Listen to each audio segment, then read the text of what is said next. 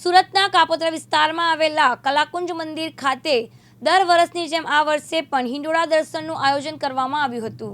ત્યારે કાપોદ્રા ખાતે આવેલા આ કલાકુંજ મંદિર ખાતે 2024 હિંડોળા ઉત્સવના પૂર્ણાહુતિના દિવસે મોટી સંખ્યામાં લોકો ઉપસ્થિત રહ્યા હતા।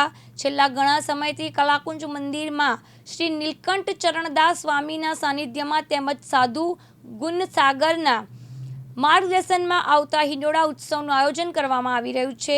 આ હિંડોળા ઉત્સવની તૈયારી માટે સૌથી વધુ યુવાનો દ્વારા 1 મહિનાની મહેનતથી 1 લાખથી વધુ કાગળના કપની હિંડોળા બનાવવા તે મુખ્ય આકર્ષણનું કેન્દ્ર રહે છે।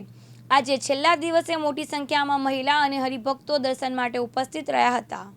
શ્રી સ્વામિનારાયણ મંદિર કલાકુંજ ખાતે છેલ્લા ઘણા વર્ષોથી અમારા ગુરુજી પરમ પૂજ્ય સદગુરુ શ્રી નીલકંઠ ચરણદાસજી સ્વામીની પ્રેરણાથી ભવ્ય અને દિવ્ય હિંડોળાનું અનેરું આયોજન કરવામાં આવે છે।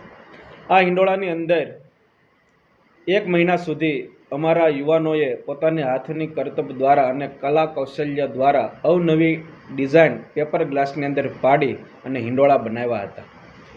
લાસ્ટની અંદર જોઈએ તો છેલ્લા ઘણા વર્ષોથી જ્યારે હિંડોળા બનાવવામાં આવે છે તેમાં આની પહેલાં કેન્ડી સ્ટિકના હિંડોળા બનાવવામાં આવ્યા હતા, પેન્સિલના હિંડોળા બનાવવામાં આવ્યા હતા, બાંબુમાંથી કહેતા કે વાંસમાંથી હિંડોળા બનાવવામાં આવ્યા હતા અને આ કલાકુંજ મંદિરને ગિનિસ બુક ઓફ રેકોર્ડ પણ થયેલો છે।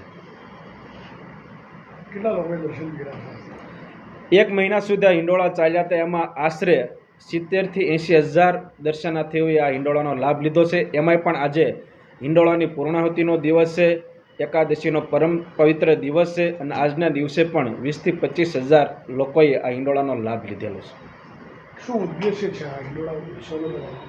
આ હિંડોળાનો ઉદ્દેશ તો એ છે કે ભગવાન સ્વામિનારાયણના સમકાલીન સમયમાં પણ ભગવાન સ્વામિનારાયણ પણ 12 બારણાના હિંડોળે ઝૂલ્યા હતા અને ઘણી જગ્યાએ મહારાજ પણ આંબલાની ડાળે અને આંબલિયાના ડાળે હિંડોળે ઝૂલ્યા હતા અને એ ન્યાયે પણ દરેક આ સ્વામિનારાયણ સંપ્રદાયમાં દરેક મંદિરોની અંદર ભગવાનને હિંડોળે ઝૂલાવી અને હરિભક્તોને સુખ આપવા માટે હિંડોળાનું આયોજન કરવામાં આવે છે।